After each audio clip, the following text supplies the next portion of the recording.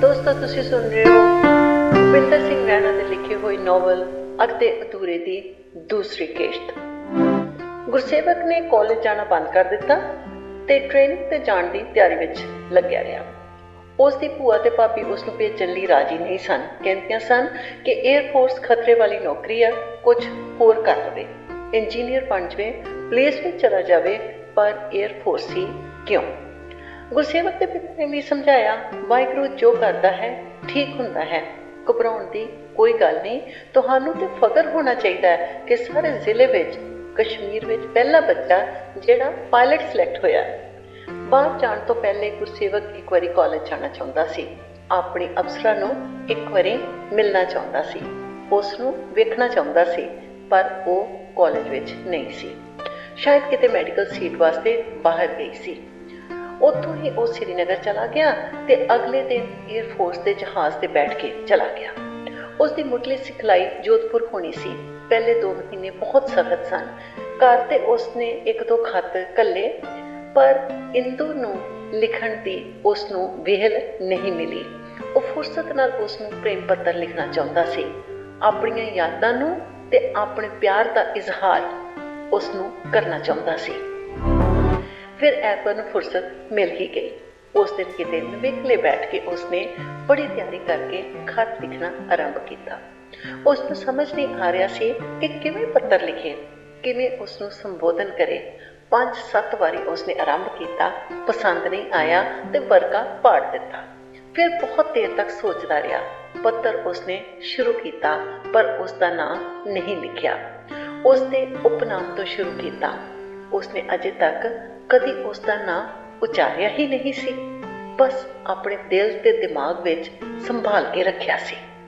ਉਸਨੇ ਹਿੰਦੀ ਵਿੱਚ ਹੀ ਪੱਤਰ ਲਿਖਿਆ, इंदु जी, आशा है आप ठीक होंगी, मैं भी ठीक हूँ। बहुत व्यस्त रहा, ट्रेनिंग बहुत सख्त है, समय नहीं मिलता। आपकी यादें बराबर घेर लेती हैं, हर समय ठीक से काम भी नहीं करने देती। सोचता हूँ सपनों के दहलीज पर हम दोनों खड़े हैं। अभी जीवन का आरंभ है, भविष्य के लिए कुछ भी निर्धारित नहीं है। हम दोनों में लगन की उतनी चाहत है। कई बार चाहत का प्रतिबिंब सागर में देखता हूँ जो लहरों में बह जाता है और कुछ हाथ नहीं लगता, सब विलुप्त हो जाता है लहरों में। हमें धीरज से आगे बढ़ना होगा। मंजिल बहुत दूर जरूर है, पर पहुंचना नामुमकिन नहीं। आप प्रतिभावान हो, दृढ़ संकल्प है आपका। मेरी रूह में आप बसी हैं, मैं आपको भूल नहीं सकता। मेरे पिताजी कहा करते हैं, जो होना होता है वो होकर रहता है, उसे कोई टाल नहीं सकता, कोई शक्ति रोक नहीं सकती।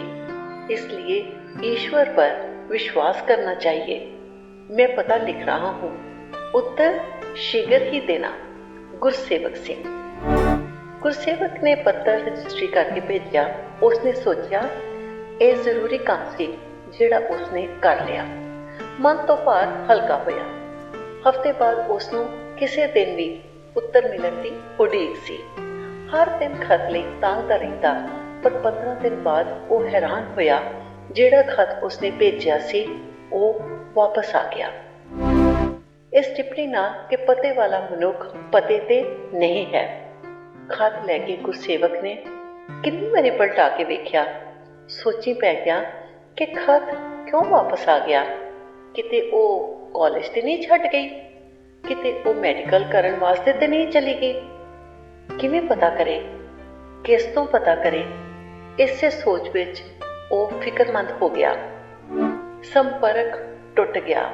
ਨਾ ਉਹ ਖਤ ਲਿਖ ਸਕਦੀ ਸੀ, ਕਿਉਂਕਿ ਉਸ ਨੂੰ ਪਤੇ ਦਾ ਤੇ ਪਤਾ ਹੀ ਨਹੀਂ ਸੀ। ਨਾ ਗੁਰਸੇਵਕ ਖਤ ਲਿਖ ਸਕਦਾ ਸੀ। ਉਹ ਵਿਛੜ ਗਏ ਸਨ। ਜੁਦਾਈ ਨੇ ਉਸਦੇ ਵਜੂਦ ਦੇ ਛਾਲੇ ਛਿਲ ਦਿੱਤੇ ਸਨ।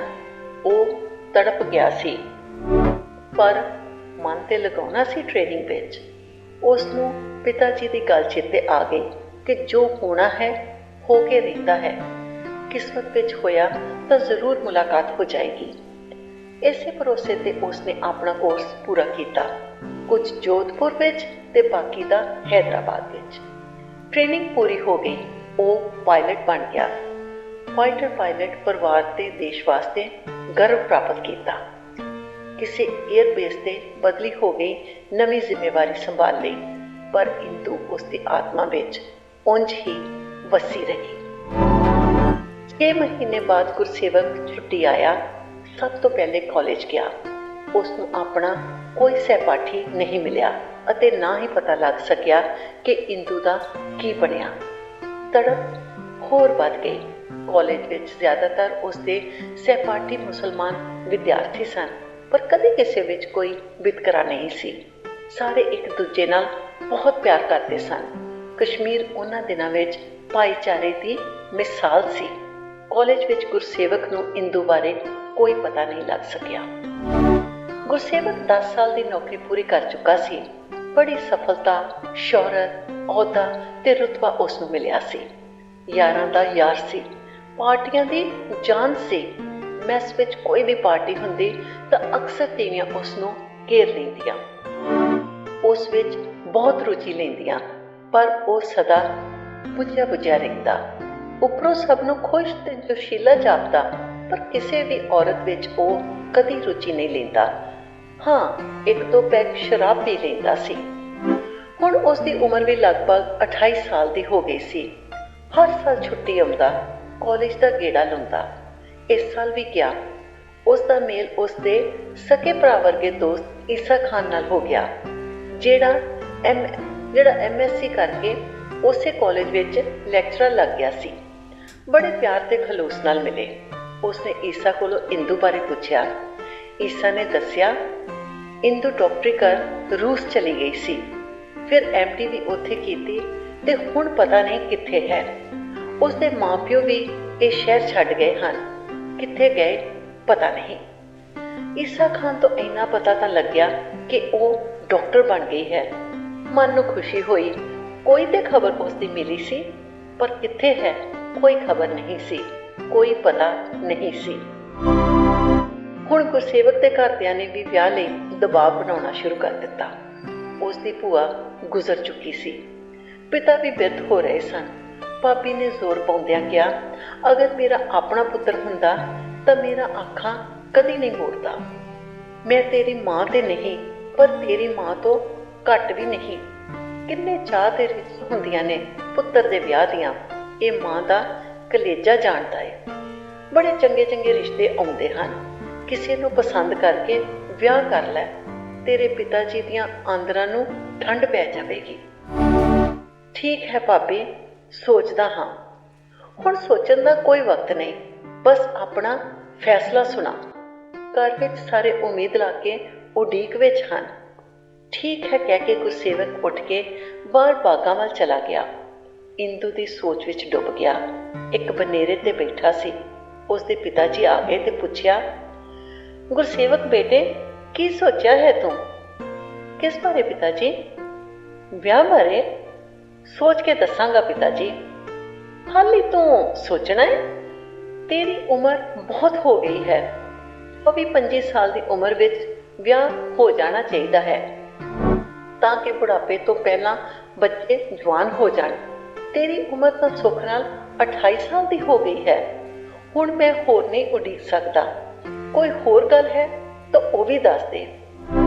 ਪਿਤਾ ਜੀ, ਤੁਸੀਂ ਪਿਤਾ ਤੋਂ ਸਿਵਾ ਮੇਰੇ ਸਭ ਤੋਂ ਚੰਗੇ ਦੋਸਤ ਵੀ ਹੋ। ਤੁਸੀਂ ਜੋ ਕੁਝ ਵੀ ਮੇਰੇ ਲਈ ਕੀਤਾ ਉਹ ਘੱਟ ਹੀ ਪਿਓ ਕਰਦੇ ਹਨ। ਤੁਸੀਂ ਮੇਰੀ ਮਾਤਾ ਦੇ ਗੁਜ਼ਰਨ ਬਾਅਦ ਮੇਰੀ ਪਰਵਰਿਸ਼ ਲਈ ਆਪਣੀ ਵਿਧਵਾ ਭੈਣ ਤੇ ਉਸਦੇ ਪਰਿਵਾਰ ਨੂੰ ਆਪਣੇ ਘਰ ਵਸਾਇਆ। ਉਸਦੇ ਪੁੱਤਰ ਦੇ ਨਾਂ ਜ਼ਮੀਨ ਲਗਾਈ। ਪੈਸਾ ਧੇਲਾ ਵੀ ਰੱਜ ਕੇ ਖਰਚਿਆ, ਤਾਂ ਕਿ ਮੈਨੂੰ ਕੋਈ ਤਕਲੀਫ ਨਾ ਹੋਵੇ, ਕੋਈ ਪਰੇਸ਼ਾਨੀ ਨਾ ਹੋਵੇ। ਮੈਂ ਆਪਣੀ ਮਾਤਾ ਦੀ ਘਾਟ ਨਾ ਮਹਿਸੂਸ ਕਰਾਂ। ਮੈਨੂੰ ਵੀਰੇ ਨੇ, ਭਾਬੀ ਨੇ ਤੇ ਉਸਦੇ ਬੱਚਿਆਂ ਨੇ ਰਜਵਾ ਪਿਆਰ ਦਿੱਤਾ। ਤੁਸੀਂ ਮੈਨੂੰ ਪੜ੍ਹਾਇਆ ਲਿਖਾਇਆ ਤੇ ਇਸ ਯੋਗ ਬਣਾਇਆ ਕਿ ਮੈਂ ਸਮਾਜ ਵਿੱਚ ਸਿਰ ਉੱਚਾ ਕਰਕੇ ਚੱਲ ਸਕਾਂ। ਤੁਹਾਡੀ ਤਪੱਸਿਆ ਕਾਰਨ ਹੀ ਮੈਨੂੰ ਰੁਤਬਾ ਤੇ ਅਹੁਦਾ ਪ੍ਰਾਪਤ ਹੋਇਆ। ਗੁਰਸੇਵਕ ਨੇ ਕਿਹਾ, ਪਿਤਾ ਹੋਣ ਦੇ ਮੇਰੇ ਫਰਜ਼ ਸਨ, ਉਹ ਮੈਂ ਪੂਰੇ ਕੀਤੇ ਹਨ। ਤੈਨੂੰ ਵਿਆਹੁਣਾ ਵੀ ਮੇਰਾ ਫਰਜ਼ ਹੈ। ਤੇਰਾ ਪਰਿਵਾਰ ਹੋਵੇ, ਬੀਵੀ ਬੱਚੇ ਹੋਣ, ਤਾਂ ਕਿ ਮੈਂ ਸੁਰਖਰੂ ਹੋ ਕੇ ਸੰਸਾਰ ਤੋਂ ਚਲਾਣਾ ਕਰ ਸਕਾਂ। ਇਹੋ ਜਿਹੀਆਂ ਗੱਲਾਂ ਨਾ ਕਰੋ ਪਿਤਾ ਜੀ। ਬੇਟਾ, ਜੋ ਆਇਆ ਸੋ ਚੱਲ ਸੀ, ਸਭ ਕੋ ਆਈ ਵਾਰੀਏ। ਤੂੰ ਆਪਣੀ ਗੱਲ ਦੱਸ। ਪਿਤਾ ਜੀ, ਮੈਂ ਤੁਹਾਡੇ ਨਾਲ ਦਿਲ ਦੀ ਗੱਲ ਕਰਦਾ ਹਾਂ। ਤੁਸੀਂ ਮੇਰੇ ਲਈ ਮਹਾਪੁਰਸ਼ ਹੋ, ਮੈਨੂੰ ਸੇਧ ਦੇ ਸਕਦੇ ਹੋ। ਮੈਂ ਇੱਕ ਕੁੜੀ ਨਾਲ ਪਿਆਰ ਕਰਦਾ ਹਾਂ, ਉਹ ਵੀ ਕਰਦੀ ਹੈ। ਕਾਲਜ ਦੇ ਵੇਲੇ ਤੋਂ ਅਸੀਂ ਇੱਕ ਦੂਜੇ ਨੂੰ ਆਤਮਾ ਤੋਂ ਚਾਹੁੰਦੇ ਹਾਂ, ਇੱਕ ਦੂਜੇ ਦੀ ਰੂਹ ਵਿੱਚ ਵਸੇ ਹਾਂ। ਪਰ ਮੇਰਾ 에ਅਰਫੋਰਸ ਜਾਣ ਪਿੱਛੋਂ ਸੰਪਰਕ ਟੁੱਟ ਗਿਆ। ਟ੍ਰੇਨਿੰਗ ਦੇ ਦੌਰਾਨ 2 ਮਹੀਨੇ ਬਾਅਦ ਉਸ ਨੂੰ ਮੈਂ ਖਤ ਲਿਖਿਆ, ਜਿਹੜਾ ਮੇਰੇ ਕੋਲ ਵਾਪਸ ਪਰਤ ਆਇਆ। ਉਸ ਨੂੰ ਮਿਲਿਆ ਹੀ ਨਹੀਂ। ਉਹ ਡਾਕਟਰੀ ਕਰਨ ਲਈ ਬਾਹਰਲੇ ਦੇਸ਼ ਰੂਸ ਚਲੀ ਗਈ ਸੀ। ਇੰਜ ਅਸੀਂ ਦੋਨੋਂ ਹੀ ਵਿਛੜ ਗਏ। ਸਾਡਾ ਇਕੱਠੇ ਜੀਣ ਮਰਨ ਦਾ ਪ੍ਰਣ ਸੀ। ਮੈਂ ਕਿਵੇਂ ਪ੍ਰਣ ਤੋੜਾਂ? ਪੁੱਤਰ, ਜੋ ਜੀਵਨ ਵਿੱਚ ਅਲੋਪ ਹੋ ਜਾਂਦੇ ਹਨ, ਸਮਝ ਲਓ ਉਹ ਮਰ ਮੁੱਕ ਗਏ। ਬੰਦਾ ਉਸ ਦੀ ਆਸ ਕਰਦਾ ਹੈ ਜੋ ਹੋਣ ਵਾਲਾ ਹੋਵੇ। ਅਣਹੋਣੀ ਦੀ ਕੀ ਆਸ ਹੈ? ਹੋ ਸਕਦਾ ਹੈ ਉਸਨੇ ਵਿਆਹ ਕਰ ਲਿਆ ਹੋਵੇ, ਘਰ ਵਸਾ ਲਿਆ ਹੋਵੇ, ਤੇ ਤੂੰ ਇੱਥੇ ਉਡੀਕਦਾ ਹੀ ਰਹਿ ਜਾਵੇਂ। ਉਹ ਇੰਜ ਨਹੀਂ ਕਰ ਸਕਦੀ ਪਿਤਾ ਜੀ। ਵੇਖ ਪੁੱਤਰ, ਜਿਹੜਾ ਬੰਦਾ ਦਿਲ ਦੇ ਆਖੇ ਲੱਗਦਾ ਹੈ ਉਸ ਨੂੰ ਪਾਗਲ ਕਹਿੰਦੇ ਹਨ, ਤੇ ਜਿਹੜਾ ਬੰਦਾ ਦਿਮਾਗ ਤੋਂ ਕੰਮ ਲੈਂਦਾ ਹੈ ਉਹ ਸਿਆਣਾ ਹੁੰਦਾ ਹੈ। ਰੂਹਾਂ ਦਾ ਰਿਸ਼ਤਾ ਸਿਰਫ ਪਰਮਾਤਮਾ ਨਾਲ ਲੱਗ ਸਕਦਾ ਹੈ, ਤੇ ਵਾਹਿਗੁਰੂ ਦੇ ਚਰਨਾਂ ਵਿੱਚ ਆਪਣੀ ਰੂਹ ਸਮਰਪਿਤ ਕਰਨ ਵਾਲਾ ਬੰਦਾ ਉਸ ਦਾ ਹੋ ਜਾਂਦਾ ਹੈ। ਅਸਾਂ ਨੇ ਵੀ ਇੱਕ ਦੂਜੇ ਦੇ ਵਜੂਦ ਵਿੱਚ ਰੂਹਾਂ ਸਮਰਪਿਤ ਕੀਤੀਆਂ ਨੇ ਪਿਤਾ ਜੀ। ਝੱਲੇ ਨਹੀਂ ਬਣੀਦਾ। ਤੂੰ ਬਹੁਤ ਸਿਆਣਾ ਹੈ। ਪਾਗਲਪਨ ਚੰਗਾ ਨਹੀਂ ਹੁੰਦਾ। ਇਹ ਸੁਪਨਾ ਹੈ। ਸੁਪਨੇ ਪੂਰੇ ਨਹੀਂ ਹੁੰਦੇ। ਭੁੱਲ ਜਾ ਉਸ ਨੂੰ। ਪਿਤਾ ਜੀ, ਸੁਪਨੇ ਤੇ ਯਥਾਰਥ ਵਿੱਚ ਬਰੀਕ ਪਰਦਾ ਹੁੰਦਾ ਹੈ। ਗੁਰਸੇਵਕ ਨੇ ਆਪਣੀ ਗੱਲ ਰੱਖੀ। ਉਹ ਪਰਦਾ ਹੀ ਤੇ ਕਦੇ ਨਹੀਂ ਹਟਦਾ। ਪਿਤਾ ਜੀ ਬੋਲੇ, ਸਭ ਕੁਝ ਸੁਣ ਕੇ ਤੁਸੀਂ ਜੋ ਠੀਕ ਸਮਝੋ ਕਰ ਲਵੋ। ਪਰ ਪਿਤਾ ਜੀ, ਪਰ ਮੈਂ ਕਿੰਨਾ ਪਿਆਰ ਬੀਵੀ ਨਾਲ ਕਰ ਸਕਾਂਗਾ? ਕਹਿ ਨਹੀਂ ਸਕਦਾ। ਕੋਈ ਗੱਲ ਨਹੀਂ, ਜਿਸ ਨਾਲ ਜੀਵਨ ਗੁਜ਼ਾਰੀਦਾ ਹੈ, ਪਿਆਰ ਆਪੇ ਹੀ ਹੋ ਜਾਂਦਾ ਹੈ। ਉਸ ਦੇ ਪਿਤਾ ਨੇ ਗੁਰਸੇਵਕ ਦੀ ਪਿੱਠ ਥੱਪੀ ਤੇ ਸੀਨੇ ਨਾਲ ਲਾਇਆ ਤੇ ਬੋਲੇ, ਅੱਜ ਤੋਂ ਮੇਰੀ ਚਿੰਤਾ ਮੁਕਾ ਦਿੱਤੀ ਹੈ। ਮੈਂ ਬਹੁਤ ਖੁਸ਼ ਹਾਂ। 4-5 ਰਿਸ਼ਤੇ ਆਏ ਹੋਏ ਨੇ। ਲੋਕ ਮਗਰ ਪਏ ਨੇ। ਮੈਂ ਉਹਨਾਂ ਨੂੰ ਸੱਦ ਲੈਂਦਾ ਹਾਂ ਜਾਂ ਉਹਨਾਂ ਦੇ ਘਰ ਚਲੇ ਜਾਂਦੇ ਹਾਂ। ਜਿਹੜੀ ਲੜਕੀ ਤੈਨੂੰ ਪਸੰਦ ਹੈ ਉੱਥੇ ਤੇਰਾ ਵਿਆਹ ਕਰ ਦਿੰਦੇ ਹਾਂ।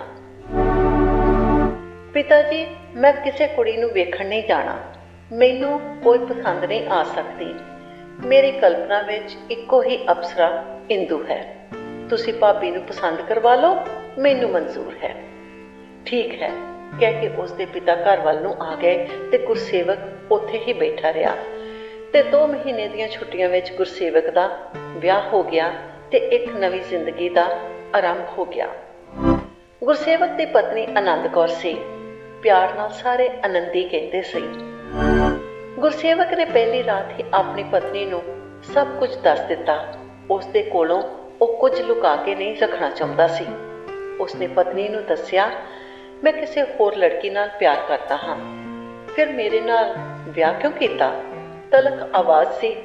ਤਲਖ ਆਵਾਜ਼ ਵਿੱਚ ਆਨੰਦੀ ਬੋਲੀ, ਉਹ ਗਵਾਚ ਗਈ ਹੈ। ਗਵਾਚ ਗਈ ਹੈ? ਕਿੱਥੇ? ਕੁਝ ਪਤਾ ਨਹੀਂ। ਤੁਹਾਨੂੰ ਛੱਡ ਗਈ ਹੈ? ਇਹ ਵੀ ਪਤਾ ਨਹੀਂ। ਫਿਰ ਰੋਣਾ ਕਿਸ ਗੱਲ ਦਾ ਹੈ? ਆਨੰਦੀ ਬੋਲੀ, ਮੈਂ ਤੇ ਉਹ ਕਾਲਜ ਵਿੱਚ ਪੜ੍ਹਦੇ ਸਾਂ। ਇੱਕ ਦੂਜੇ ਨਾਲ ਦਿਲੋਂ ਪਿਆਰ ਹੋ ਗਿਆ, ਆਤਮਾ ਵਿੱਚ ਵਸ ਗਈ।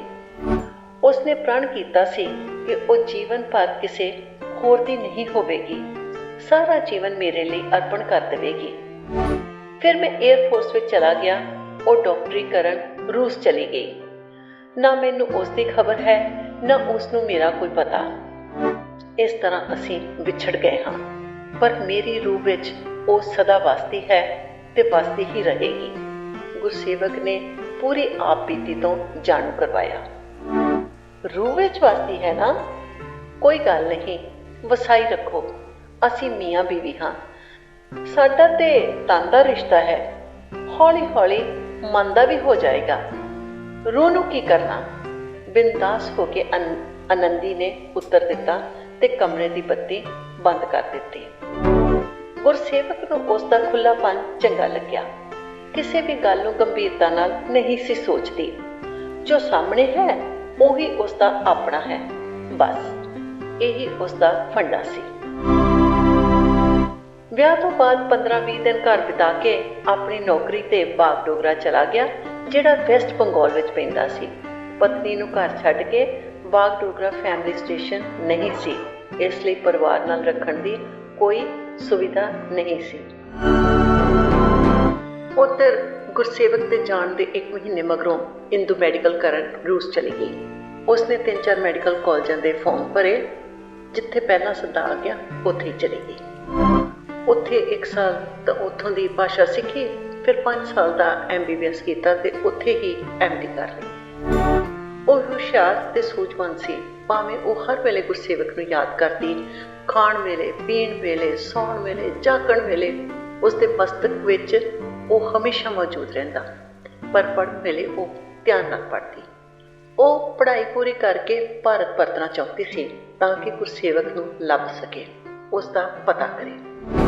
ਪਰ ਉਸ ਨੂੰ ਕੋਈ ਸਫਲਤਾ ਨਹੀਂ ਮਿਲੀ। ਕਾਲਜ ਵਿੱਚ ਉਸਨੂੰ ਈਸਾ ਖਾਨ ਨੇ ਦੱਸਿਆ ਕਿ ਗੁਰਸੇਵਕ ਵੱਡਾ ਅਫਸਰ ਬਣ ਗਿਆ ਤੇ ਹਾਲੀ ਵਿਆਹ ਨਹੀਂ ਕੀਤਾ, ਕਿਉਂਕਿ ਜਦੋਂ ਗੁਰਸੇਵਕ ਈਸਾ ਖਾਨ ਨੂੰ ਮਿਲਿਆ ਸੀ ਉਦੋਂ ਉਸਨੇ ਵਿਆਹ ਨਹੀਂ ਸੀ ਕੀਤਾ। ਇਸ ਤੋਂ ਵੱਧ ਕੋਈ ਪਤਾ ਨਹੀਂ ਚੱਲਿਆ। ਇੰਦੂ ਵੀ ਖੁਸ਼ ਹੋਈ ਸੀ ਕਿ ਕੁਝ ਤਾਂ ਪਤਾ ਲੱਗਾ ਕਿ ਉਹ ਠੀਕ ਠਾਕ ਹੈ। ਉਸ ਦੀ ਉਮਰ ਵੀ ਗੁਰਸੇਵਕ ਜਿੰਨੀ ਹੀ ਸੀ, 28 ਸਾਲ। ਉਸਦੇ ਮਾਤਾ ਪਿਤਾ ਵੀ ਉਸਦੇ ਵਿਆਹ ਵਾਸਤੇ ਪਿੱਛੇ ਪਏ ਸਨ, ਪਰ ਉਸਨੇ ਇੱਕਟੁਕ ਜਵਾਬ ਦਿੱਤਾ ਕਿ ਹਾਲੀ ਉਹ ਵਿਆਹ ਨਹੀਂ ਕਰਵਾਏਗੀ।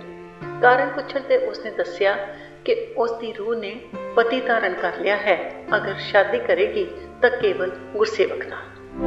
कौन है ये गुरसेवक? सिख है क्या? हाँ पापा जी। कहाँ मिला तुम्हें? मेरे साथ कॉलेज पढ़ता था। कहाँ?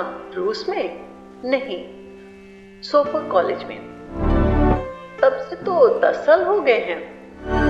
हाँ पापा जी। ऐसा क्या है उसमें जो तुम्हें पसंद आया?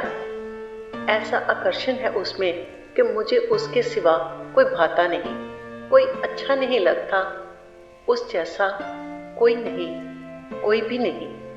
इंदु ने भरोसे नाल दलील दी। करता क्या है? वो पायलट है पापा, एयरफोर्स में फाइटर चलाता है। रहता कहाँ है? सोपोर के पास ही उसका गांव है। आखिर कब मिला है तुम्हें? 10 बरस पहले, जब वो ट्रेनिंग के लिए रवाना हुआ था। अभी तक कुंवारा होगा क्या? तेरे जैसी पागल लड़की की इंतजार में? हाँ पापा, उसने शादी नहीं की है और मेरे बगैर किसी से करेगा भी नहीं। यह हमारे बीच वचन है। हमने रंगनिया माता के स्थान पर माता के दरबार में प्रण किया है, कोई भी वचन नहीं तोड़ेगा। अगर तुम उसको खोज नहीं सकी, उसका कोई पता नहीं चला तो मैं सारी उम्र उसका इंतजार करूंगी, कभी शादी नहीं करूंगी। आप मेरी चिंता न करें। मैं तुम्हारा पिता हूं, कैसे चैन से रह सकता हूं? तुम्हें बिना शादी के देखकर मेरे दिल पर सांप रेंगते हैं। कुंवारी बेटी पिता के लिए शराब होता है।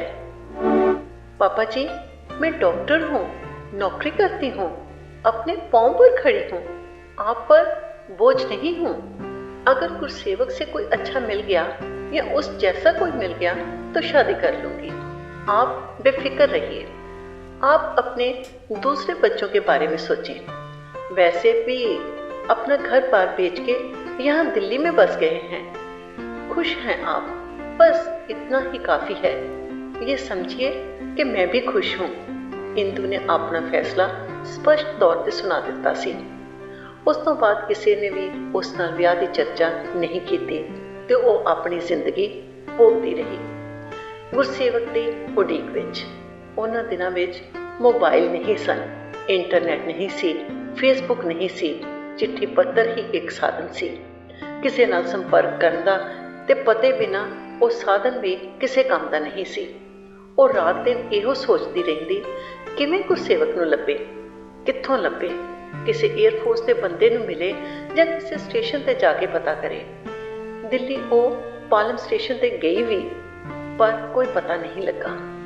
ਆਪਣੀ ਤਕਦੀਰ ਦੇ ਭਰੋਸੇ ਉਸਨੇ ਜ਼ਿੰਦਗੀ ਛੱਡ ਦਿੱਤੀ ਤੇ ਉਸ ਦੀਆਂ ਯਾਦਾਂ ਵਿੱਚ ਹੀ ਉਸਨੇ ਆਪਣੇ ਦਿਲ ਦੀ ਬਸਤੀ ਵਸਾ ਲਈ। ਭਾਵਨਾਵਾਂ ਤੇ ਯਾਦਾਂ ਦਾ ਅੰਬਾਰ ਹੀ ਉਸਦੇ ਜੀਵਨ ਦੀ ਪੂੰਜੀ ਸੀ। ਗੁਰਸੇਵਕ ਧਾਰਮਿਕ ਤੇ ਸਮਾਜਵਾਦੀ ਸੁਭਾਅ ਦਾ ਸੀ। ਰੋਜ਼ ਸਵੇਰੇ ਨਿਤਨੇਮ ਕਰਨਾ ਉਸਦੀ ਆਦਤ ਸੀ। ਉਸਨੂੰ 5 ਬਾਣੀਆਂ ਦਾ ਪਾਠ ਕੰਠ ਸੀ। 5ਵੀਂ ਜਮਾਤ ਵਿੱਚ ਪੜ੍ਹਦਾ ਸੀ ਤਾਂ ਜਪਜੀ ਸਾਹਿਬ ਦਾ ਪਾਠ ਉਸਨੂੰ ਜ਼ੁਬਾਨੀ ਯਾਦ ਹੋ ਗਿਆ ਸੀ। ਉਸਦੇ ਪਿਤਾ ਜੀ ਆਪ ਬੜੇ ਗੁਣੀ ਗਿਆਨੀ ਸਨ, ਧਰਮ ਤੇ ਚੱਲਦੇ ਸਨ, ਗੁਰੂ ਗ੍ਰੰਥ ਸਾਹਿਬ ਦੇ ਅਸੂਲਾਂ ਤੇ ਬਾਣੀ ਦੇ ਜਾਣੂ ਸਨ। ਕਦੇ ਕਿਸੇ ਨਾਲ ਵਿਤਕਰਾ ਨਹੀਂ ਸਨ ਕਰਦੇ। ਦੂਜਿਆਂ ਦੀ, ਲੋੜਵੰਦਾਂ ਦੀ ਤੇ ਗਰੀਬਾਂ ਦੀ ਮਦਦ ਕਰਨੀ ਉਸ ਆਪਣਾ ਫਰਜ਼ ਸਮਝਦੇ ਸਨ। ਮਾਨਸ ਕੀ ਜਾਤ ਸਭੇ ਏਕੇ ਪਹਿਚਾਨ ਹੋ, ਇਹ ਉਹਨਾਂ ਦਾ ਅਕੀਦਾ ਸੀ ਤੇ ਇਹੋ ਕੁਝ ਗੁਰਸੇਵਕ ਨੂੰ ਵਿਰਸੇ ਵਿੱਚ ਮਿਲਿਆ ਸੀ। ਇੱਕ ਦਿਨ ਉਸਨੂੰ ਹਵਾਈ ਅੱਡੇ ਤੇ ਬੈਠਾ ਇੱਕ ਪਰਿਵਾਰ ਮਿਲ ਗਿਆ। ਉਹ ਭਾਵੇਂ ਹਵਾਈ ਸਫ਼ਰ ਹੀ ਕਰਕੇ ਆਏ ਸਨ, ਪਰ ਵੇਖਣ ਨੂੰ ਉਹਨਾਂ ਦੇ ਹਾਲਾਤ ਠੀਕ ਨਹੀਂ ਸਨ ਲੱਗ ਰਹੇ। ਪਤੀ ਪਤਨੀ, 2 ਜਵਾਨ ਬੇਟੀਆਂ ਤੇ ਇੱਕ ਬੇਟਾ ਸੀ। ਕਾਫੀ ਦੇਰ ਉਹਨਾਂ ਨੂੰ ਵੇਖਦਾ ਰਿਹਾ ਨਾ ਗਿਆ ਤੇ ਜਾ ਕੇ ਪੁੱਛ ਹੀ ਲਿਆ, ਕਹਾਂ ਸੇ ਆਏ ਹੈ ਆਪ? ਗੁਰਸੇਵਕ ਵਰਦੀ ਵਿੱਚ ਸੀ। ਉਹਨਾਂ ਸੋਚਿਆ ਕੋਈ ਪੁੱਛਗਿੱਛ ਕਰਨ ਲਈ ਆਇਆ ਹੈ। ਉੱਤਰ ਦਿੱਤਾ, ਹਮ ਜਾਂਜੀਬਾਰ अफ्रीका से आए हैं। ਜਾਂਜੀਬਾਰ से? आप भारतीय हैं ना? जी हाँ, ਜਾਂਜੀबार आजाद हो गया है। सभी भारतीयों को वहां से निकाल दिया है। मैं अपने परिवार के साथ बरसों से वहां रहता था। ये मेरे बच्चे वहीं पैदा हुए हैं। मैं तो पहले से रहता था। भारत में शादी करके पत्नी को भी साथ ले गया था।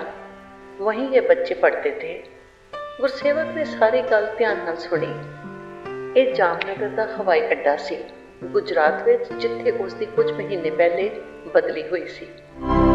ਇੱਥੇ ਫੈਮਿਲੀ ਰੱਖਣ ਦੀ ਸੁਵਿਧਾ ਸੀ ਤੇ ਉਸ ਨੂੰ ਰਹਿਣ ਵਾਸਤੇ ਫੈਮਿਲੀ ਕੁਆਟਰ ਵੀ ਮਿਲਿਆ ਹੋਇਆ ਸੀ। ਉਸ ਦੀ ਪਤਨੀ ਹੁਣ ਉਸ ਦੇ ਨਾਲ ਹੀ ਰਹਿੰਦੀ ਸੀ ਤੇ ਉਹ ਇੱਕ ਬੱਚੇ ਦਾ ਪਿਤਾ ਵੀ ਬਣ ਗਿਆ ਸੀ।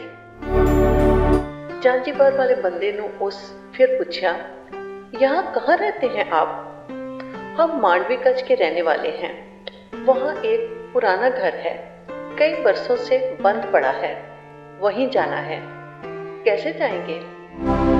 यहाँ से पोरबंदर जाएंगे, वहाँ से फेरी मिलती है, कांडला पोर्ट जाएंगे और वहाँ से मांडवी के लिए बस मिलती है।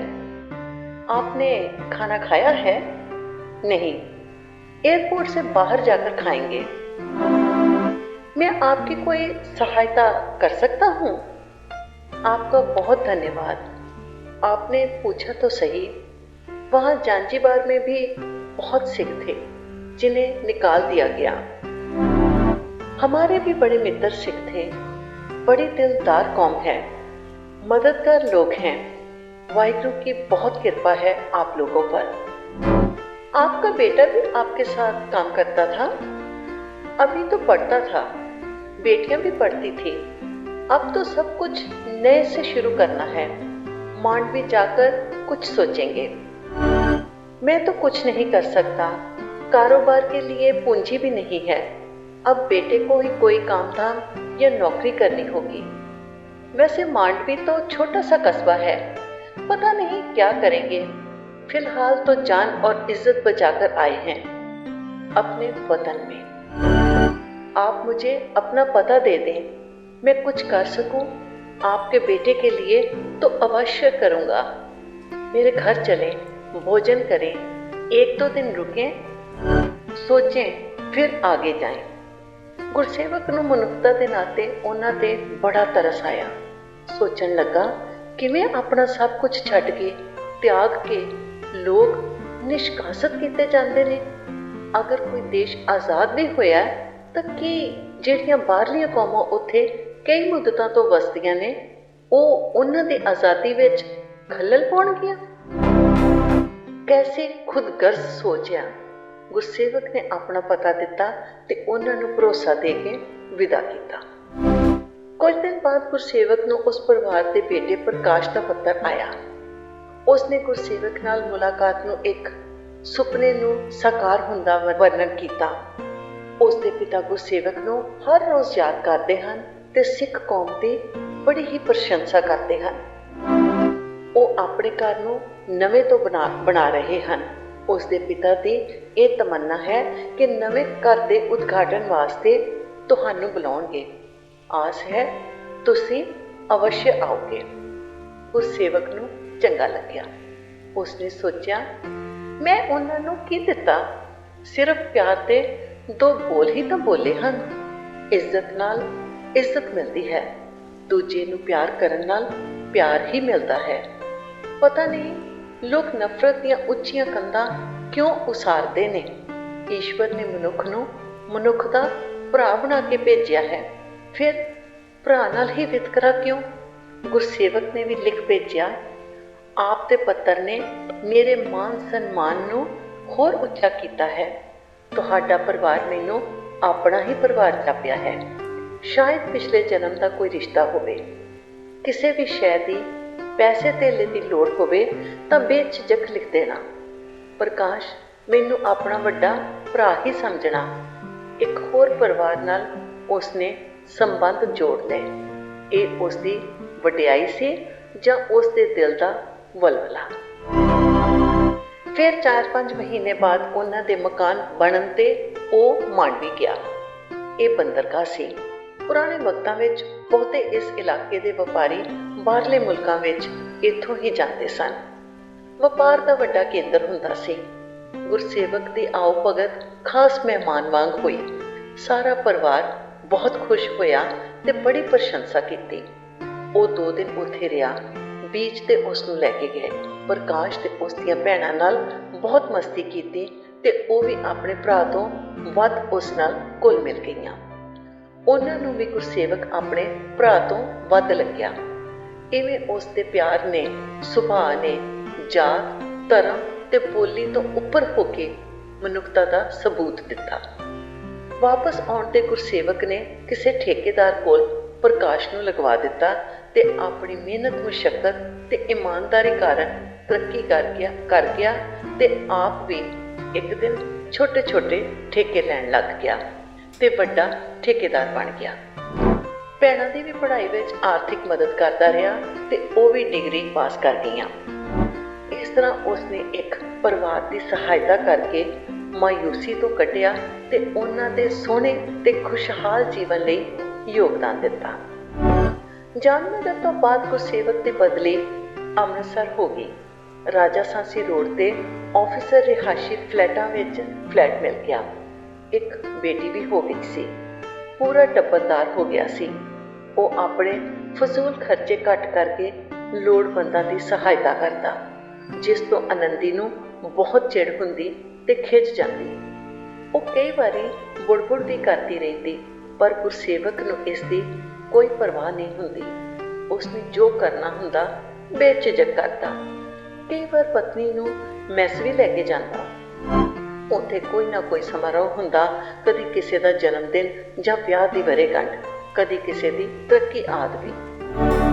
ਮੈਸ ਵਿੱਚ ਸਾਰੇ ਇੱਕ ਦੂਜੇ ਨਾਲ ਰਲ ਮਿਲ ਕੇ ਜਾਂਦੇ, ਨੱਚਦੇ, ਗਾਉਂਦੇ ਤੇ ਹੋਰ ਕਈ ਤਰ੍ਹਾਂ ਦਾ ਮਨੋਰੰਜਨ ਕਰਦੇ, ਪਰ ਆਨੰਦੀ ਕਿਸੇ ਨਾਲ ਖਾਸ ਮਿਲਦੀ ਜੁਲਦੀ ਨਹੀਂ, ਬਸ ਨਵੇਕਲੀ ਹੋ ਕੇ ਬੈਠੀ ਰਹਿੰਦੀ। ਗੁਰਸੇਵਕ ਖੁੱਲ੍ਹ ਕੇ ਆਨੰਦ ਮਾਣਦਾ। ਘਰ ਆ ਕੇ ਆਨੰਦੀ ਦੇ ਬਹੁਤ ਤਾਨੇ ਸੁਣਨੇ ਪੈਂਦੇ।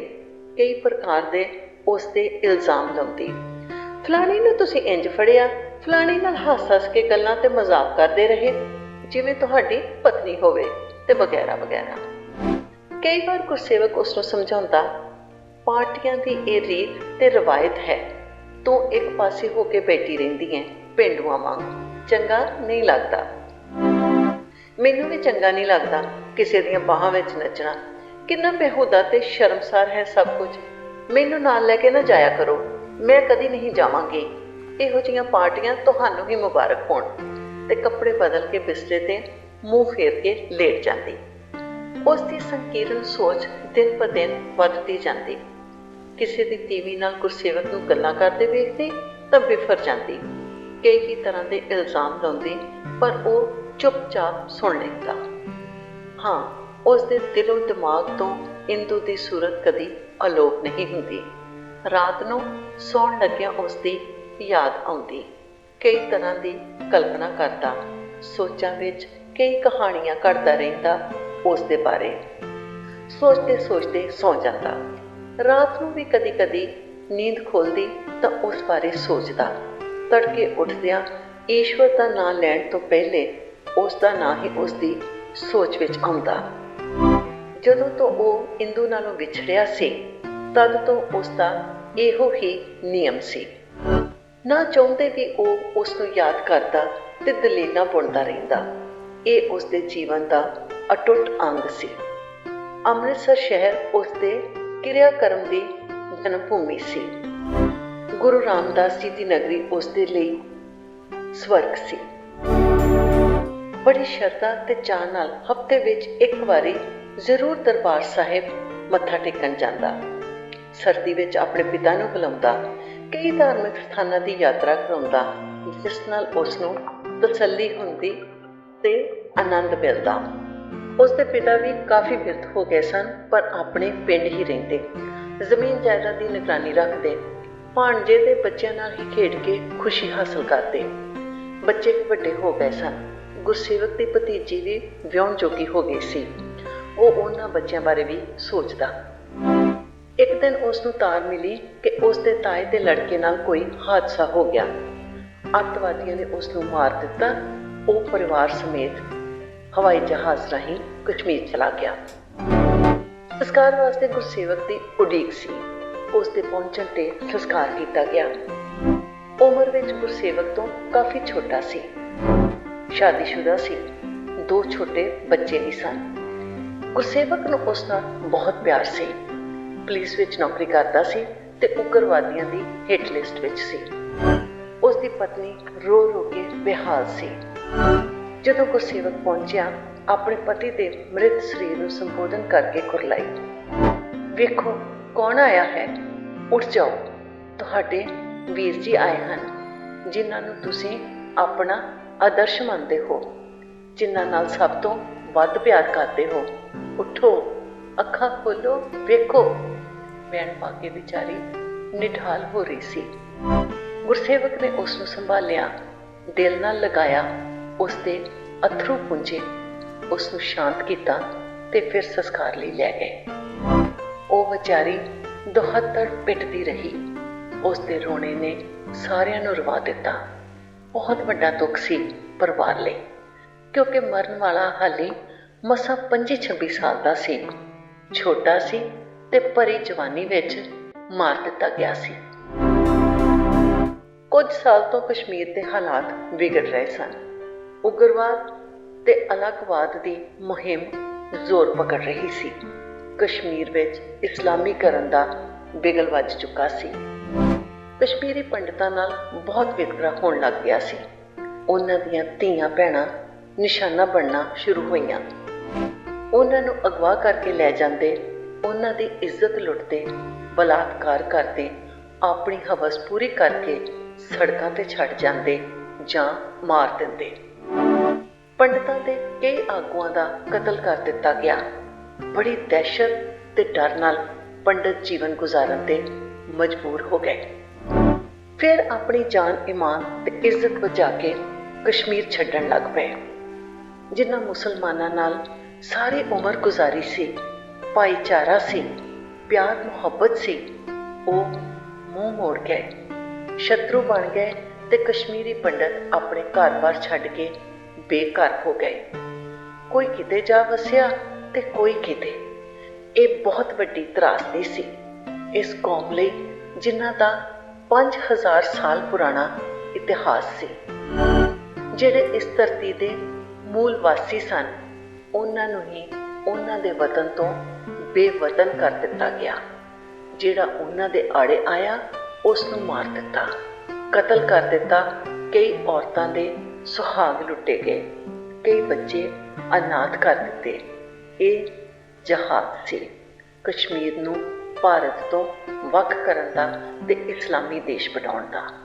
ਇਸੇ ਜਿਹਾਦ ਦੀ ਬਲੀ ਗੁਰਸੇਵਕ ਦਾ ਭਰਾ ਵੀ ਚੜ ਗਿਆ ਸੀ।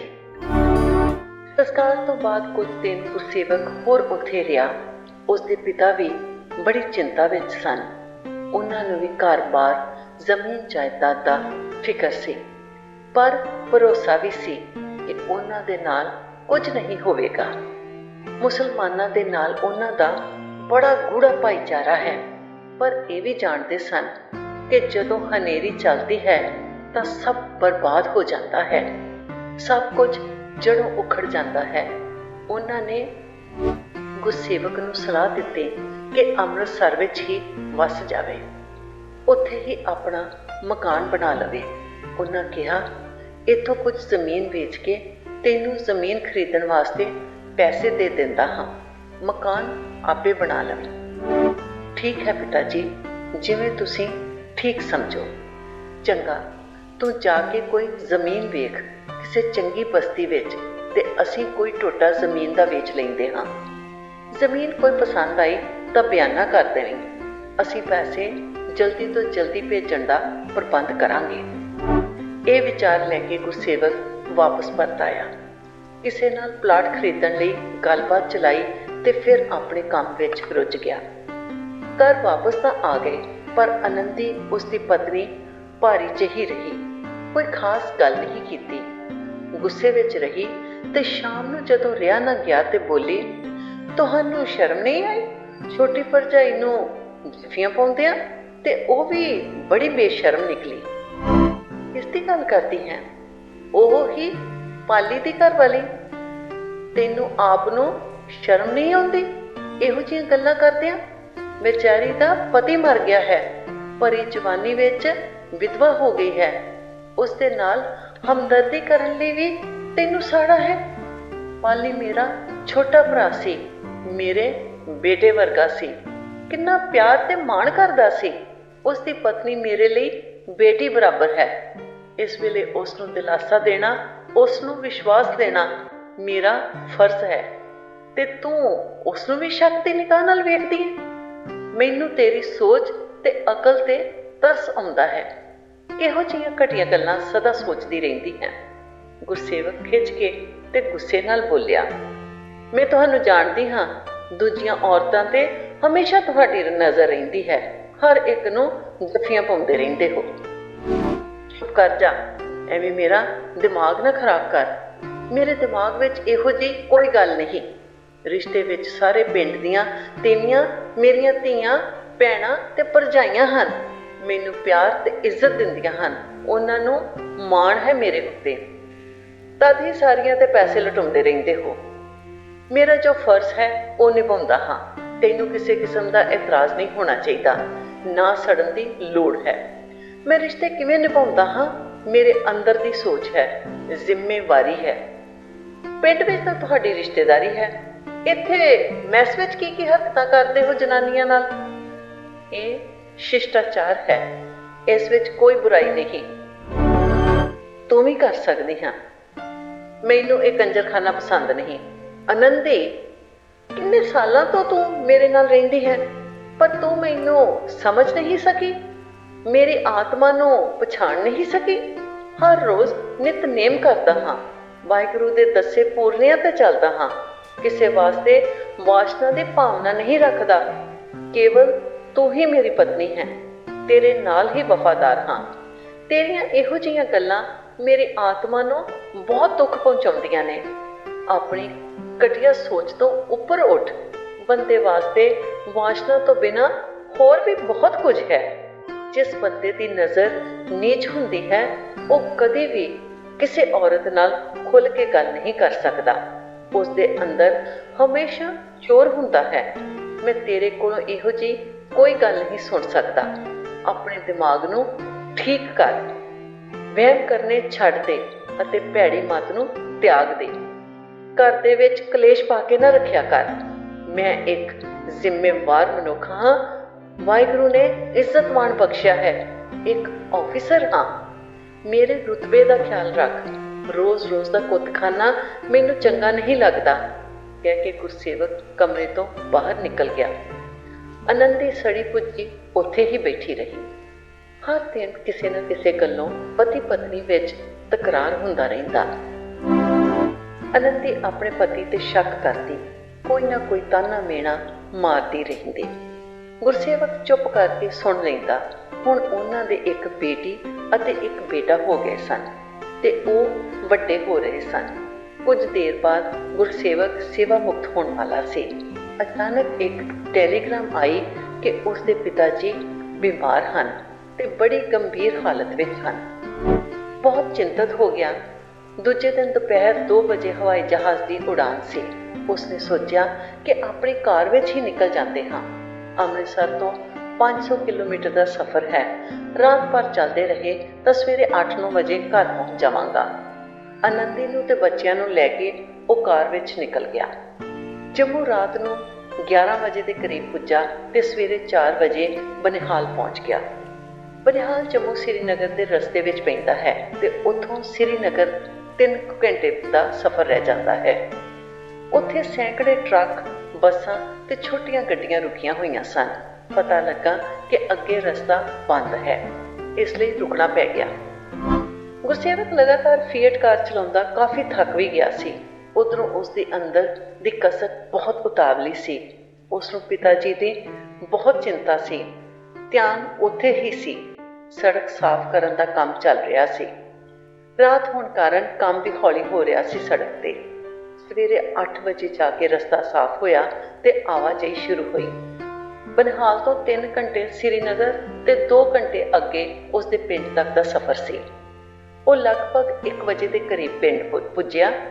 ਕਾਫੀ ਉਡੀਕ ਕਰਨ ਤੋਂ ਬਾਅਦ ਉਸਦੇ ਪਿਤਾ ਦਾ ਸੰਸਕਾਰ ਹੋ ਰਿਹਾ ਸੀ, ਕਿਉਂਕਿ ਉਸਦੇ ਪਿਤਾ ਇੱਕ ਦਿਨ ਪਹਿਲੇ ਹੀ ਗੁਜ਼ਰ ਚੁੱਕੇ ਸਨ। ਪੁਰਾਣੇ ਵੇਲੇ ਪਿੰਡਾਂ ਤੋਂ ਆਵਾਜਾਈ ਦੇ ਸਾਧਨ ਘੱਟ ਹੁੰਦੇ ਸਨ। ਨੇੜੇ ਦਾ ਤਾਰਘਰ ਬਾਰਾਮੂਲੇ ਸੀ ਤੇ ਬਾਰਾਮੂਲਾ ਵੀ ਪਿੰਡ ਤੋਂ 25 ਕਿਲੋਮੀਟਰ ਸੀ। ਉੱਥੇ ਜਾ ਕੇ ਤਾਰ ਭੇਜੀ ਗਈ ਤੇ ਗੁਰਸੇਵਕ ਨੂੰ ਤਾਰ ਮਿਲੀ। ਉਸ ਵੇਲੇ ਪਿਤਾ ਨੂੰ ਗੁਜ਼ਰੇ ਹੋਏ 12 ਘੰਟੇ ਹੋ ਚੁੱਕੇ ਸਨ।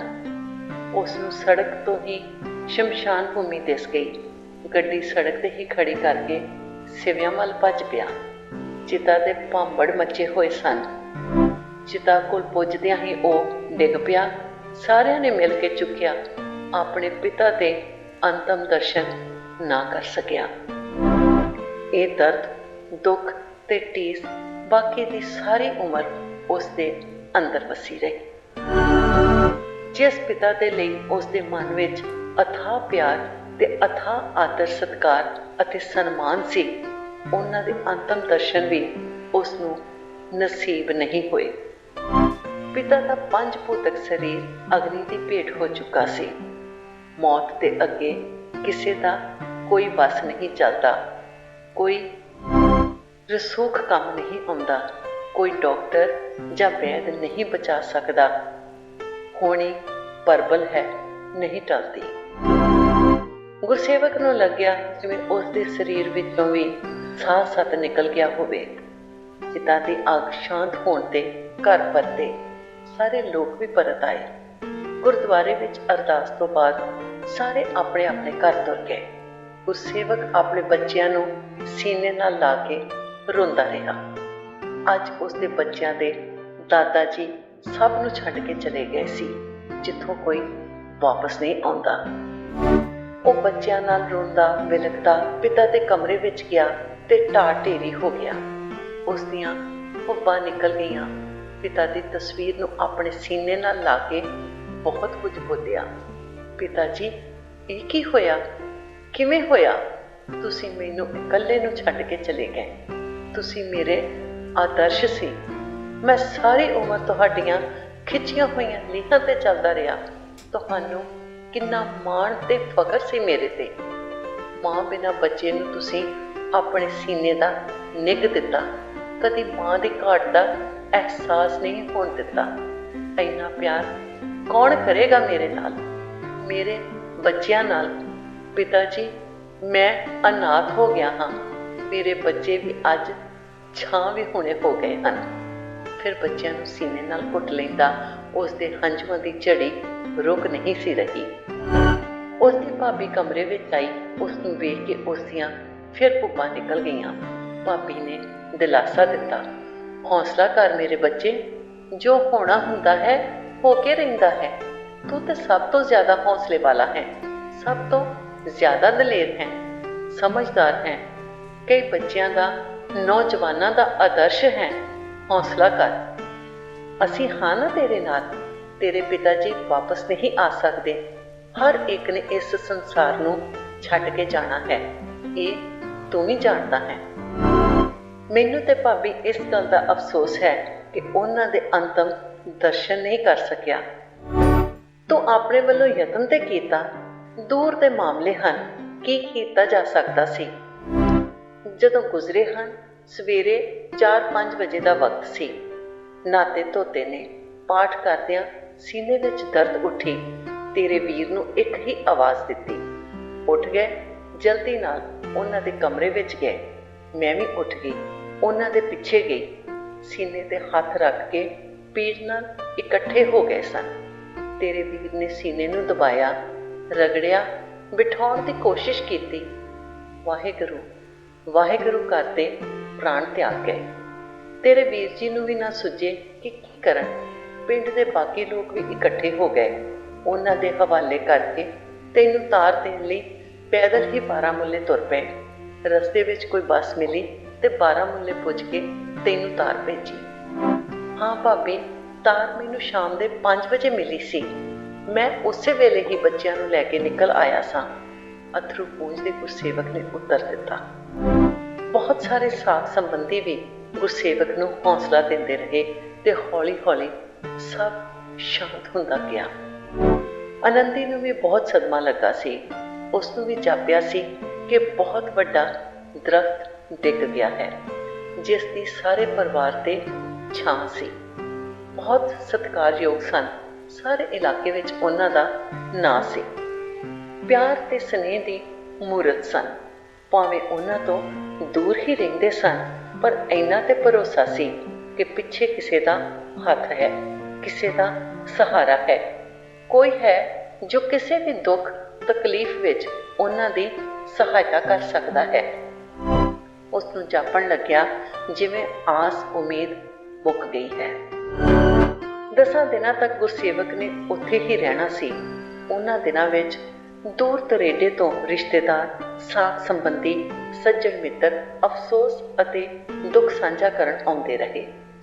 ਇਹੋ ਹੀ ਸੰਸਾਰ ਦੀ ਰੀਤ ਹੁੰਦੀ ਹੈ। ਇਸ ਦੌਰਾਨ ਕਈ ਗੱਲਾਂ ਹੋਈਆਂ, ਭਵਿੱਖ ਬਾਰੇ, ਜ਼ਮੀਨ ਜਾਇਦਾਦ ਬਾਰੇ, ਬੱਚਿਆਂ ਬਾਰੇ ਤੇ ਹੋਰ ਬਹੁਤ ਕੁਝ, ਜਿਹੜੀਆਂ ਕਿਸੇ ਦੇ ਚਲਾਣਾ ਕਰਨ ਬਾਅਦ ਹੁੰਦੀਆਂ ਰਹਿੰਦੀਆਂ ਹਨ। ਗੁਰਸੇਵਕ ਮਾਂ ਦੇ ਗੁਜ਼ਰਨ ਬਾਅਦ ਆਪਣੀ ਭੂਆ ਕੋਲ ਹੀ ਪਲਿਆ ਸੀ ਤੇ ਉਸ ਦੇ ਪਿਤਾ ਨੇ ਕੁਝ ਜ਼ਮੀਨ ਭੂਆ ਦੇ ਨਾਂ ਲਾ ਦਿੱਤੀ ਸੀ। ਉਹ ਆਪਣੇ ਪਰਿਵਾਰ ਨਾਲ ਉਹਨਾਂ ਦੇ ਕੋਲ ਹੀ ਵਸਦੀ ਸੀ। ਇੱਕੋ ਘਰ ਵਿੱਚ ਹੀ ਸਾਰੇ ਰਹਿੰਦੇ ਸਨ। ਭੂਆ ਦੀ ਨੂੰਹ ਨੇ ਹੀ ਦਰਅਸਲ ਗੁਰਸੇਵਕ ਨੂੰ ਪਾਲਿਆ ਸੀ, ਆਪਣੇ ਪੁੱਤਰਾਂ ਵਾਂਗ। ਗੁਰਸੇਵਕ ਦੇ ਹਰ ਆਦਤ ਤੋਂ ਜਾਣੂ ਸੀ ਉਸ ਦੀ ਭਾਬੀ। ਉਸ ਦੇ ਮਨ ਦੇ ਭਾਵ, ਅੰਦਰ ਦੀ ਪੀੜਾ ਉਸ ਦੀ ਸੂਰਤ ਨੂੰ ਵੇਖ ਕੇ ਭਾਂਪ ਜਾਂਦੀ ਸੀ। ਆਪਣੇ ਬੱਚਿਆਂ ਤੋਂ ਵੱਧ ਪਿਆਰ ਕਰਦੀ ਸੀ। ਆਪਣੇ ਬੱਚੇ ਹੋਣ ਤੋਂ ਪਹਿਲੇ ਇਹੋ ਹੀ ਤਾਂ ਉਸ ਦਾ ਬੱਚਾ ਸੀ।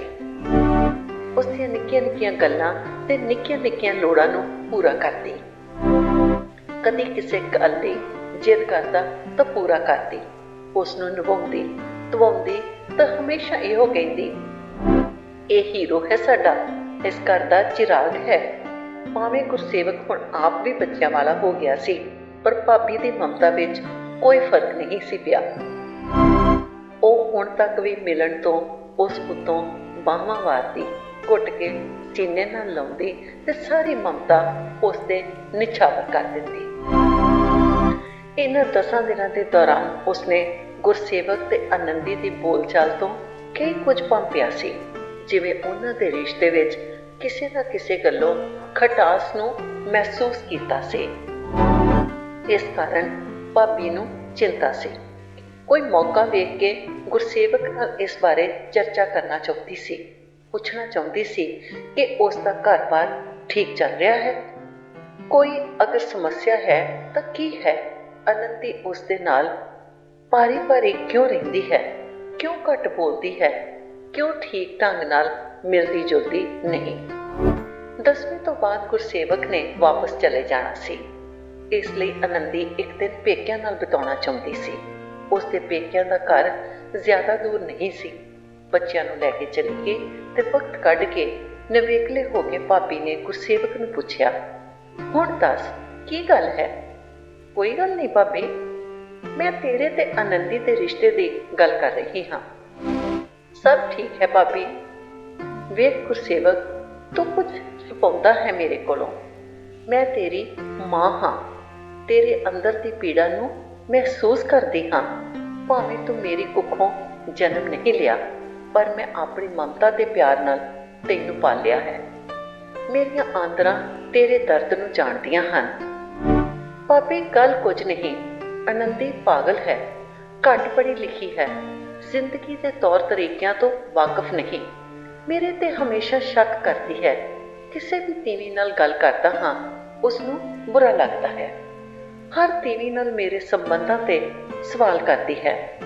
ਮੈਂ ਆਫਿਸਰ ਹਾਂ, ਆਪਣੇ ਬਹੁਤ ਸਾਥੀਆਂ ਨਾਲ ਮੇਲ ਜੋਲ ਹੈ, ਉਹਨਾਂ ਦੇ ਪਰਿਵਾਰਾਂ ਨਾਲ ਸੁਹਾਰਦਤਾ ਨਾਲ ਰਹਿਣਾ ਪੈਂਦਾ ਹੈ, ਪਰ ਇਸ ਨੂੰ ਚੰਗਾ ਨਹੀਂ ਲੱਗਦਾ।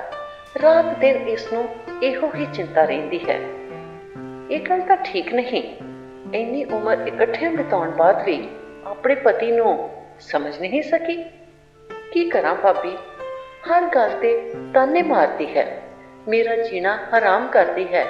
ਇਸ ਨੂੰ ਸਮਝ ਨਹੀਂ ਹੈ ਕਿ ਮੈਂ ਕਿਵੇਂ ਪਵਿੱਤਰ ਸੋਚ ਨਾਲ ਰਿਸ਼ਤੇ ਨਿਭਾਉਂਦਾ ਹਾਂ। ਮੇਰੇ ਬੇਟੇ ਵਰਗੇ ਭਰਾ ਦੀ ਪਤਨੀ ਨਾਲ ਵੀ ਇਸਨੇ ਮੇਰਾ ਨਾਂ ਜੋੜ ਦਿੱਤਾ, ਜਿਸ ਨੂੰ ਮੈਂ ਬੇਟੀ ਵਾਂਗੂ ਸਮਝਦਾ ਹਾਂ। ਇਸ ਤੋਂ ਘਟੀਆ ਸੋਚ ਹੋਰ ਕੀ ਹੋ ਸਕਦੀ ਹੈ? ਇਹ ਤੇ ਸ਼ਰਮ ਦੀ ਗੱਲ ਹੈ, ਭਾਬੀ ਨੇ ਕਿਹਾ। ਇਸ ਦੀਆਂ ਇਹੋ ਜਿਹੀਆਂ ਹਰਕਤਾਂ ਨਾਲ ਮੇਰੇ ਬੱਚਿਆਂ ਤੇ ਬੁਰਾ ਅਸਰ ਪੈਂਦਾ ਹੈ। ਉਹ ਵੀ ਮੈਨੂੰ ਕਦੀ-ਕਦੀ ਗਲਤ ਨਜ਼ਰਾਂ ਨਾਲ ਵੇਖਦੇ ਹਨ, ਮੇਰੇ ਬਾਰੇ ਗਲਤ ਸੋਚਦੇ ਹਨ। ਵੱਡੇ ਹੋ ਰਹੇ ਹਨ, ਇਸ ਨੂੰ ਇਹ ਸਭ ਸਮਝਣਾ ਚਾਹੀਦਾ ਹੈ, ਪਰ ਨਹੀਂ, ਜੋ ਮਨ ਵਿੱਚ ਆਇਆ ਬੋਲ ਦਿੰਦੀ ਹੈ। ਮੈਂ ਤੇ ਕਿਸੇ ਵਾਕਫ ਔਰਤ ਨੂੰ ਵੇਖ ਕੇ ਮੂੰਹ ਦੂਜੇ ਪਾਸੇ ਕਰ ਲੈਂਦਾ ਹਾਂ ਕਿ ਕਿਤੇ ਇਸਨੇ ਵੇਖ ਲਿਆ ਤਾਂ ਹੋਰ ਬਖੇੜਾ ਕਰ ਦੇਗੀ, ਪਰ ਇਸਨੇ ਫੇਰ ਬੋਲਣਾ ਹੈ, ਉਹ ਔਰਤ ਤੁਹਾਡੇ ਵੱਲ ਵੇਖ ਰਹੀ ਸੀ, ਤੁਹਾਡੇ ਨਾਲ ਗੱਲ ਕਰਨਾ ਚਾਹੁੰਦੀ ਸੀ। ਕੌਣ ਇਸ ਨੂੰ ਸਮਝਾਵੇ ਕਿ ਕੋਈ ਵੇਖਦਾ ਹੈ ਤਾਂ ਮੈਂ ਕਿਵੇਂ ਰੋਕ ਸਕਦਾ ਹਾਂ? ਇਹੋ ਜਿਹੀਆਂ ਗੱਲਾਂ ਮੇਰੇ ਅੰਦਰ ਇਸ ਵਾਸਤੇ ਨਫ਼ਰਤ ਪੈਦਾ ਕਰਦੀਆਂ ਹਨ।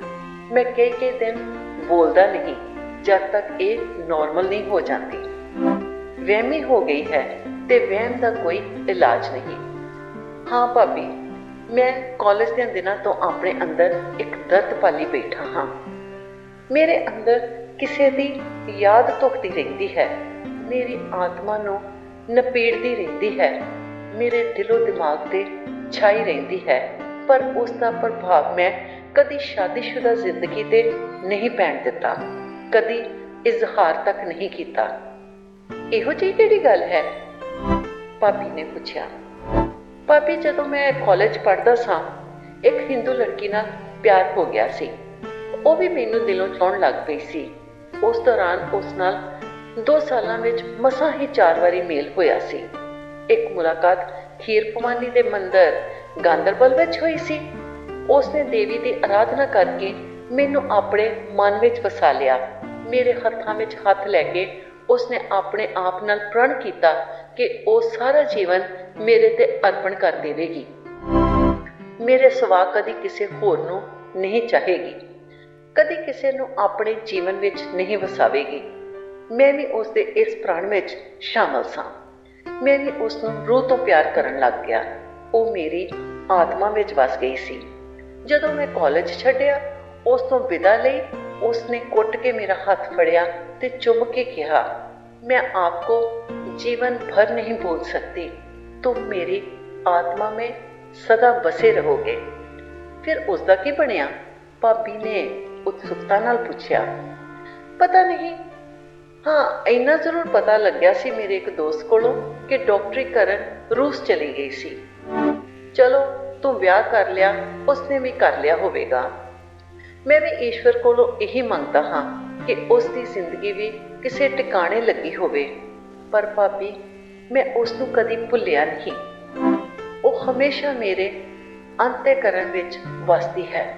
सौण लग्या ਉਹ ਮੇਰੇ ਖਿਆਲਾਂ ਵਿੱਚ ਹੁੰਦੀ ਹੈ, ਉਸ ਦੀ ਕਲਪਨਾ ਕਰਦਿਆਂ ਮੈਨੂੰ ਨੀਂਦ ਪੈਂਦੀ ਹੈ। ਕਦੀ ਰਾਤੀ ਨੀਂਦ ਖੁੱਲ ਜਾਵੇ ਤਾਂ ਫਿਰ ਮੇਰੀ ਸੋਚ ਵਿੱਚ ਉਹੀ ਹੁੰਦੀ ਹੈ, ਪਰ ਉਸ ਦਾ ਜ਼ਿਕਰ ਮੈਂ ਆਪਣੇ ਬੁੱਲ੍ਹਾਂ 'ਤੇ ਕਦੇ ਵੀ ਨਹੀਂ ਲਿਆਂਦਾ। 20 ਸਾਲ ਹੋ ਗਏ ਨੇ ਇਸ ਘਟਨਾ ਨੂੰ। ਮੈਂ ਅੱਜ ਪਹਿਲੀ ਵਾਰੀ ਤੁਹਾਨੂੰ ਦੱਸ ਰਿਹਾ। ਤੁਹਾਡੇ ਨਾਲ ਇਹ ਮੇਰੇ ਅੰਦਰ ਦੀ ਪੀੜਾ ਸਾਂਝੀ ਕਰ ਰਿਹਾ ਹਾਂ। ਕਿਸੇ ਨੂੰ ਦੱਸ ਵੀ ਨਹੀਂ ਸਕਦਾ।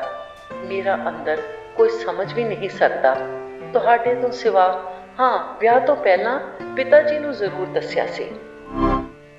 ਮੈਂ ਸੋਚਦਾ ਰਿਹਾ ਕਿ ਵਕਤ ਗੁਜ਼ਰਨ ਨਾਲ ਯਾਦਾਂ ਦੀ ਇਹ ਕੋਠੜੀ ਜ਼ਰਜ਼ਰ ਹੋ ਕੇ ਇੱਕ ਦਿਨ ਢਹਿ ਪਵੇਗੀ ਤੇ ਨਸ਼ਟ ਹੋ ਜਾਵੇਗੀ ਤੇ ਮੇਰੀ ਆਤਮਾ ਸੁਰਖਰੂ ਹੋ ਜਾਵੇਗੀ, ਪਰ ਇੰਜ ਹੋਇਆ ਨਹੀਂ।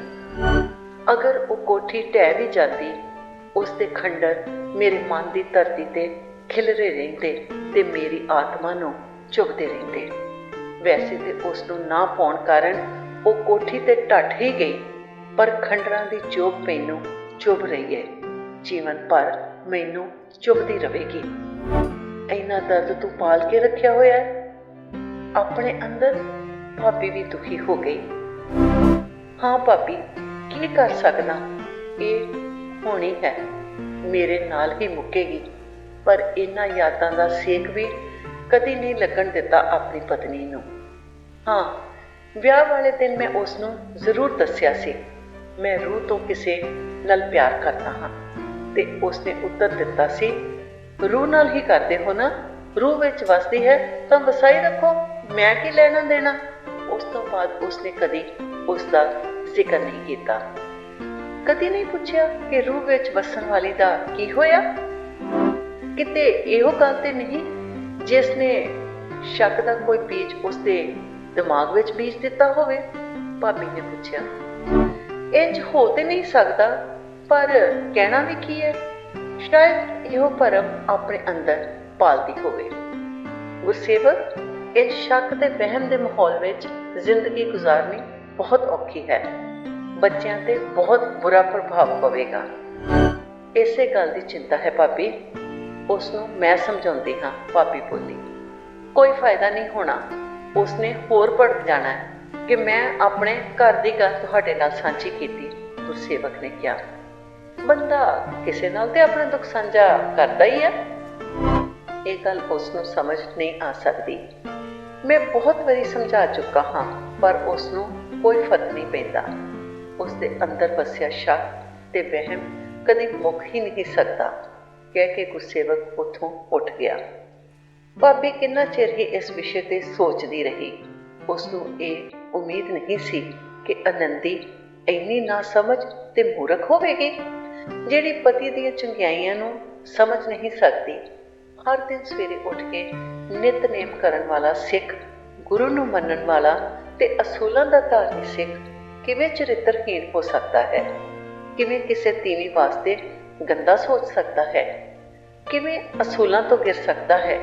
ਇਹੋ ਜਿਹੀਆਂ ਸੋਚਾਂ ਸੋਚ ਕੇ ਭਾਬੀ ਨੂੰ ਆਨੰਦੀ ਤੇ ਬਹੁਤ ਗੁੱਸਾ ਵੀ ਆਇਆ ਤੇ ਉਸ ਦੀ ਬੇਵਕੂਫੀ ਤੇ ਤਰਸ ਵੀ। ਬਹੁਤ ਸਾਰਿਆਂ ਘਰਾਂ ਵਿੱਚ ਇਹੋ ਜਿਹਾ ਵਾਤਾਵਰਣ ਰਹਿੰਦਾ ਹੈ। ਪਤਨੀ ਸਦਾ ਹੀ ਪਤੀ ਦੇ ਚਰਿੱਤਰ ਤੇ ਸ਼ੰਕਾ ਕਰਦੀ ਹੈ, ਪਰ ਆਨੰਦੀ ਨੂੰ ਇਹ ਵਹਿਮ ਦੀ ਬਿਮਾਰੀ ਸੀ ਤੇ ਇਸ ਦਾ ਕੋਈ ਡਾਕਟਰੀ ਇਲਾਜ ਵੀ ਨਹੀਂ ਸੀ।